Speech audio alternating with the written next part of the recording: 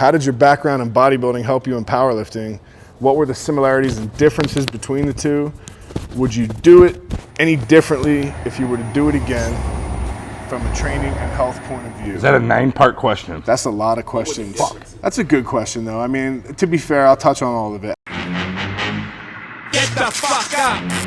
Simon says, get the fuck up. Throw your hands in the sky. How did my background in bodybuilding help me in powerlifting? Hypertrophy is a huge benefit to a raw powerlifter. Glad they had to ask that to figure that out. I mean, the more muscle you have, obviously it's going to help you with stability. And I'm a big proponent of hypertrophy work for powerlifters for the simple fact that if you're not competing in gear, it helps to stabilize the joints. You know, joint stability is improved when you're more developed. When you have a very meager body, or you're underdeveloped, the likelihood of injury goes up. And you know, you can argue with me all day about that. There comes a point where, I mean, bodybuilding is a sport of weight classes. So we have to consider that if you are in a lower weight class, the same lift might be more impressive. It's probably more dangerous too. You know, so it is what it is. And I think you'd always be better to lift the most weight possible. And if that means being in a higher class, then certainly in raw powerlifting, you're probably better to do that, or at least find your potential and get to that side of it. So bodybuilding helped me do that, helped me move into being very well developed, so that when I went back to powerlifting, because I actually did powerlifting first in high school, and when I went back to powerlifting, I was in a really good place to do that. Even at that point, I wasn't competitive. What were the similarities and differences between the two?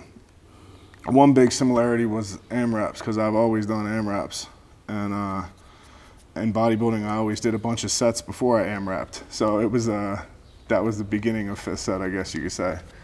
The earlier sets were higher reps, though. I would always do like probably 6 reps for 3 or 4 sets and then do an AMRAP. But the difference is that in bodybuilding, I would do, like, for example, rack pulls like 765 for AMRAP, and then again for AMRAP, and then again for AMRAP. Who the fuck started the word AMRAP? Yeah, I don't know. As many reps as possible, you know. We used to call it, you know, burnout. Burn it to fail, going to failure. You know what I mean? That was what we called it back then. And if 1 set to failure was good, I probably thought that 2 was better and 3 was better than that. But there's certainly a point of diminished return, because, you know, capacities like recoverability and adaptability are finite. And, you know, so then logically, you know, overload is something that should be, you know, applied over a period of months or weeks at least, and not in one session. So yeah, so that's the differences, and you know, it was part of the learning process for me too. Would I do it any differently if I was to do it again from a training and health point of view?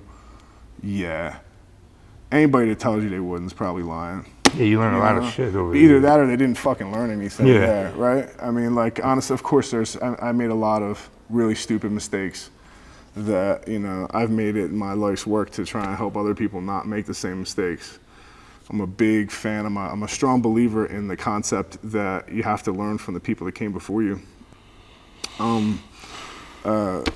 What's his name? Isaac Newton, right? Who's that? If I've seen further. The apple on the head guy? That's the apple on the head guy. That's what I thought. Father of modern physics. If I've seen further, it's because I was standing on the shoulders of giants. You know, he said that, but he really kind of pissed all over what everybody before him did to that point. But he still gave them the respect and acknowledged that without their work, he wouldn't have been able to do what he did, you know, or go as far as he did. So, and that's very important to acknowledge that. And for me, you know, I try to learn from as many different places as I can, and I try to help as many people as I can learn from the dumb stuff that I've done and the lessons that I've learned from other people. Yeah, a lot of people fuck themselves up so we wouldn't have to. Right, that's the whole live, learn, pass on thing. Yeah, a lot of dudes fuck themselves up so we wouldn't have to, and like, you'd be stupid to not go back and realize that. And it's kind of like they did it in vain. A lot of people do, though, you know. No, fuck. I have the internet. Yeah, exactly. A lot of people are right in this, you know, right in the face. You see people missing fucking lifts during peaks and shit. It's crazy. I know. Yeah, it is amazing to me. It is. You see people missing lifts in training every week, which blows my mind. You know what I mean? It's so common. It is. Yeah, it's so common. I don't get it. I haven't missed shit.